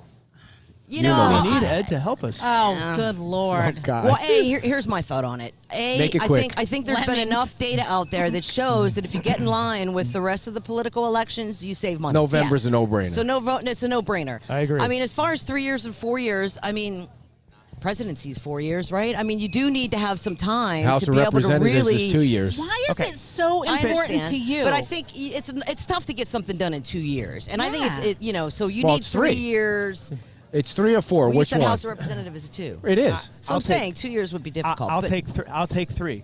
And the argument against 3 is it takes me a year to get my feet on the ground and another year to figure out what's going on, and then the Right. third year I can start to be successful. Exactly. Well, my contention is if you do a good job and if you get along with people and you're a good council member, you're likely going to be elected for another term, and you have 4 more years to do that. Good point. Whereas if you get elected for 4 and we end up with a bad candidate, you're stuck with them for 4 years. That's right. That's my concern That's- because so- we had some I say pretty 3. bad candidates on the town council. I keep saying want to Yes. say common council because that's what it was back Right. in Oneonta, but the town council had there was some pretty awful. I mean, we had the worst mayor in the history of this beach in and the I had to last wait town council. 4 years for them to go away. I don't want to wait 4 Right, years for right. a bad That's a candidate good to go point. away.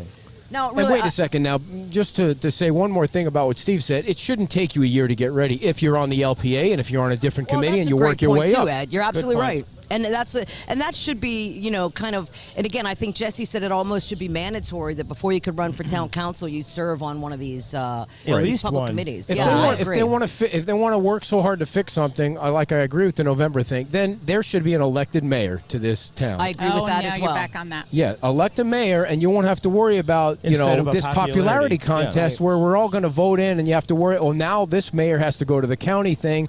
Oh, what happened to the last mayor that was just here So who last do you month? think would get the mayor nod if those 3 that get on that you guys Well, are I was just going to choosing? ask you. Ray's going to be the mayor. I was There's just no going to doubt. ask you if you think Roxanne had a chance with all the fellas, if she even has a chance to possibly get voted in. I don't think Roxanne helped herself this week in the hearings. Being You mean the Which Dune? one? in the Dunes Dune hearings. hearing. Well, I'm being gonna tell you something, and I cutting do. people off and being Yeah, but I'm gonna tell you condescending guys. I'll be Well, honest. she I felt watched like it. that they were trying to bring stuff in that wasn't new, and that's a whole different show, guys. Yeah, And when yeah, Eddie right. comes back to town, he wants to talk to you on the Well, show. That's going to be old story by then. I mean, the No, bottom it line isn't. is, No, it isn't. if That's you coming watch back it, up. if you watch it, Rexanne and Anita, I thought did an excellent job. They were trying to really, I know, in a sense, bully them with information that wasn't new, it wasn't discovered. And Anita, and I can't blame her. That whole meeting was like 3 hours. Yeah. She was trying to Yes. expedite it, and it was just being dragged out. I mean, they actually had a. They brought in, and this is when it all started. They brought in Doug Grant from the Grant Group. Right, he's a real estate professional that specializes in beach property, and when the attorney asked him as a witness, Mr. Grant, do you have experience in the difference in value of a home that has beach view versus beach access? And Anita immediately stopped and said, what relevance does Right. this have? Right. And then the whole conversation, circled around really the value of the home, and it was brought up numerous times. And Anita's like, Well, that's the what it's value going of to the come home down has to. no relevance. But that's what it's going to. Well, that spot wasn't relevant That for wasn't that. the right Whether or forum not for my that home's going to increase in conversation. value But- because but- of this decision really shouldn't matter. It But has what- nothing to do with it. But what it's going to come down to eventually, if the council doesn't bring it back, the new council doesn't bring it back up again, is this lawsuit that they file. A judge could say, well, yes, the value with a view is different than a value with a beachfront property, and now the town has to pay these homeowners $3 million. If they could prove it, that's just it. If you take a look, from what Right. I understand, the hurricane went through there 0405. I heard it's been a CW in a critical wildlife area since '92. Well, if you look at just public records, they purchased the house in 2011, and I don't know if it ever had what's called legal dry beach access. So that's where I'm challenging people. If you well, will, I mean, Eddie says he did. Yeah, he did well- because and then in 2014 they moved the mean high tide line way Right. far out. Right. And But so they never his had neighbor access. to his left, because then that gave them property rights all the way out. So once his neighbor to his what the beach side got the property rights, he installed a fence, which really is hedge. bushes, and that then blocked their That their guy caused access. all this But angst. prior to that, they had an easement. It was a public easement that they had beach access through, and that's under which they bought the house. Was that? well, and they I had think that that's where the access. confusion lies. You know, did It they have it or does, they didn't? and- Because I still haven't, for everything I've heard and researched, that it doesn't have beach access. And if you look at the photos, but here one more point, and this is what I found most interesting. 6 times a lawsuit was brought up in that hearing. 6 times. Ray brought it up. He said it's the last crack at this before this moves on to some judge somewhere in the future. He brought it up again at the end. This will end up being decided by some court somewhere. Okay, where are you going with well, this, I'm Lee? just This going has to nothing say, to do with all why I'm you were saying is, invited on the it show. is. But there's 6 people. There were 6 comments made about lawsuits. I mean, I just felt that was a little bit of an intimidating factor. Saying they literally said that if this doesn't work out, we're going to take this and we're going to create lawsuits that could then make it a non-critical wildlife area. Did you hear that part as well? And to add to that, similar lawsuits in the past, every single one of them have gone in favor of the homeowner. Right. Which is the second. But is this a similar situation? You got to ask that. Do you I think really it's know gonna the facts become of a the property is it rights apples thing, to and then apples? I think it is. Yeah. And Eddie said Eddie, from what I can tell, Eddie never said he had direct access to walk out of his house and Right. straight out. With- It was no. slightly to the left and slightly to the right. He had access. But the bottom line is Yeah, it that over or lagoon's can they been go there back? for a Ed, long is this time. over? Can then now is the next thing No. to sue us? Well, but I'm what saying, could- is it over from our town perspective? Or I can don't they think go so. back and repetition No, the it's new not council over. members? You have 2 people from the LPA that might get elected. Right. That voted in favor. But Dan also said he didn't have all the evidence that he has now. He did. Right? Did you ask me a question and then you interrupted me? I Go feel ahead. like I'm interviewing myself. Well, yeah, I know. So the council can say, wait, we think we're going to lose $10 million down the line or whatever, $3 million down the line. They can say, let's bring this back up again and re-vote on Well, I'm it. sure that's what happened.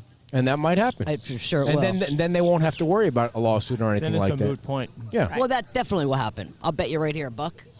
Buck. Yeah, make it a simple bet. $20 There's or no nothing. betting. There's no All betting. right.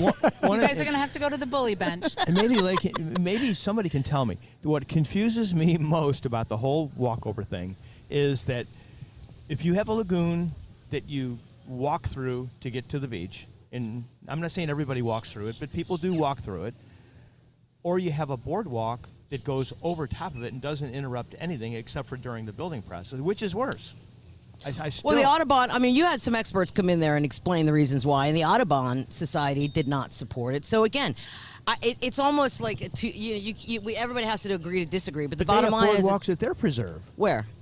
At It could Corkscrew? be a different environmental type. It is You know, different, so you but- can't compare apples to apples in this situation. That's all I'm saying. And I don't think any of us have enough detail to really debate. The bottom line is it was just an interesting, Yeah. an I interesting think his hearing to point watch. Is it's not technically Eddie's point is that it's not his point, but his has information that says it's not technically in that critical wildlife area. So, I mean, there's a line somewhere. There's a property line of that as well. And Here's what I'd like to know. I would just love, Eddie, if you're out there. He is out send there. He's some out proof. there. Send some information that He is out there. you had beach access. And then I think if that's the fact, because there's a lot of data out there saying that's not the fact. And I think that's the confusing factor. Well, if he had Big it and time. lost it, definitely give it back to him. But if he never had it, there was nothing to lose. And I And- think that's the big debate. I agree with that 100%. Okay. he's got his website. I Yeah. don't know that we have it, but I know his point is It's that called he Save had Our it. Beaches, isn't it? No, he had it through that public, that prior easement before they moved the mean height. It's all over Timeline. our Facebook So, page too. I mean, well, listen, we are now in the territory of the longest show ever. So All thank right. you two for Thank coming on you. so much. We appreciate it. Thanks for and the we hope invite. to have you back, maybe before the election. We'll do a little special StreamYard Good, we'll have show. more time to prepare, Hey, right? do This you was short know- notice. I don't think you need any more Right, time right. to No, you prepare, don't. You don't Missy. need any more Now, time. do you know where the votes are tallied? Like, if we were all going to hang out, or if I was going to go hang out where they were counting the votes, so I'd be the first person to know who won. Is that at Lee County or is that here? Don't know, but I'm sure Lee we County. It is. You have to go to Lee County. Well, that's closer than the beach to us, dear. So you're on Us? assignment. You'll be on could. assignment. What, that day. you gonna I be have- up there with them as they put up the numbers? Yeah, I would reading, love that. Having yeah. a live broadcast. Yeah, You should. Yeah. You going to the council meeting on Monday? I thinking about it. Yeah. You can watch it from home, you know. You can, I know, you but can- I want to you can be watch there. Them anytime. I want to be there to see what happens with the stage. I know. So I know. what's the big it's all for topic the Monday? charity. Oh, let's forget I about got you. that. The whole Right, thing. yeah, I got yeah. you. I got you. Thank you guys. That'll be interesting. How about a big Bye, hand guys. for Thanks, Leah and guys. Steve for coming Thank you. on? The crowd is going wild. Thank you to Leah and Steve. Have a great day, and we're going to wrap it up here, dear. We are doing a record show here, but you wanted to talk about finally our good friends I at do. FMB Designs and Remodeling. Yes. We are going to see Nikki and Ed tonight. I don't know if Ed's coming because, he never leaves the house, but they're going to be at Shuckers at the Gulf Shore to see Kylie and Jay, who we saw last week in Nashville, which was Yeah. kind of cool. We saw her on stage, and we Man. saw him out. Yeah. She killed it at the Ryman She for the did. first She time. crushed it. And she got to see, there was a little surprise there at the end at the Ryman when we Oh, saw my. Reba come Yep. out. She signed with UMG, which is the label that Kylie's on. And we saw Carrie Underwood came out. And Keith Urban. She sang a song by herself. And then Keith Urban came out. And then they did their little Their duet. favorites. Yep. Their duet together. And who else was there? Luke boy. Bryan. Was Luke Bryan there? Yeah, he's a Kip Rambler. Moore was there. Kip Moore. That really weird band that came out at first, which I was like, I Oh, yeah. wasn't What was the name of sure. that band? Country. Country Fried Chicken or something. No, It was so Country weird. They were- Stars or Country something. And they were dressed in They were 70s and wigs, and I 80s. had never They were heard of them. dressed in 80s, like 80s rock. It was weird. But yeah, they could it was jam, weird. though. They could Yeah, play. Yeah. And then it was my very favorite- satirical. Brothers Osborne came out, and they just kill it with the guitar. Boy, that one guy got a very deep voice. Yeah, and then there was some new guy who the girls were just falling all Oh, over. yeah, What yeah. was his name? Parker something. Yeah, Parker something. Yeah, Parker. Oh. Very tall. I mean, he Yeah. could sing too. Yeah, he And I looks like he liked could the play- Clark Kent guy that came out with the glasses. He could really sing too. The Clark Kent guy. Yeah, the guy that was introducing them made the analogy that Yeah, he I don't was remember like his Clark- name, though. Yeah. But Yeah. he could really sing. Obviously, they can all sing. And then it was fun to do the Songwriters Festival. And then Garth coming out Yeah. and doing all of that was amazing. So. Right. Well, it wasn't the Songwriters Festival. It's an event where they highlight the songwriters. Right. Yeah. The Songwriters came out. I didn't say festival. Oh, okay. She didn't say festival, I right, don't think dear? I did. Okay. Roll tape. Yeah, and so FMB Designs and Remodeling. We'll see Nikki tonight See at the them Shuckers. tonight. We'll see Kay and Jiley, or Jay and Kylie, however you look at them. They'll be there, and we'll see the whole crew down there. And so, anything else you want to say about FMB Designs and Remodeling, dear? Give them a call. Give out the at phone number. I mean, I ask you to do one 362 friggin' ad every week. You think you're- 8408. No, you know what happened? Here's the thing, real quick. I found my original paperwork on them when we first when they first became sponsors, and so I'm going to go back to that and redo all of that because it's got all the information on it about how they can bring the stuff to you, how they have they not only do remodeling and design, but they have so many flooring options. They do everything. They do closets, they do small remodel, they do big stuff. She's got a great design aesthetic, and they are super busy, but you should give them a call because they can always use more. Now you're making a mess of things. All righty. Don't forget, Bay Oaks has their health fair today. It started at 10 o'clock, and it's going until 1. The Commotion on the Ocean is this coming week, and that's put on by the Chamber of Commerce. It's the, I believe it's the final forum for all 7 candidates. Next week, we have Michael Velez is coming on, and he's part of the brand new condominium that's being built down at the end of the island over by the bridge. London Bay Homes. He's going to join us. Dan Allers will also be here. And Casey Schulberg is returning from the Calusa Waterkeeper group, and he's going to tell us about some of the events they have coming up. On March 14th, of course, we'll be broadcasting live from the Sea Gypsy, our annual show from the Sea Gypsy, right in the heart of the parade and the 5K. So much fun. And Please stop by and say hello.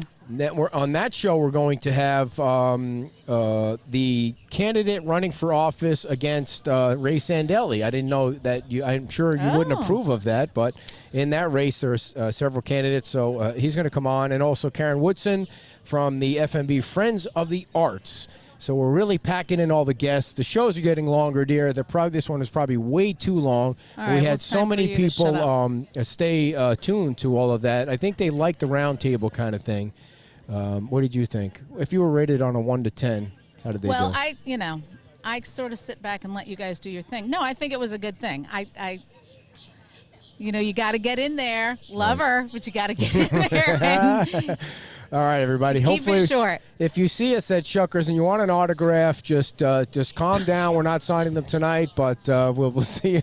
If we don't see you tonight, we'll see you next week, everybody. Bye-bye. Thank you.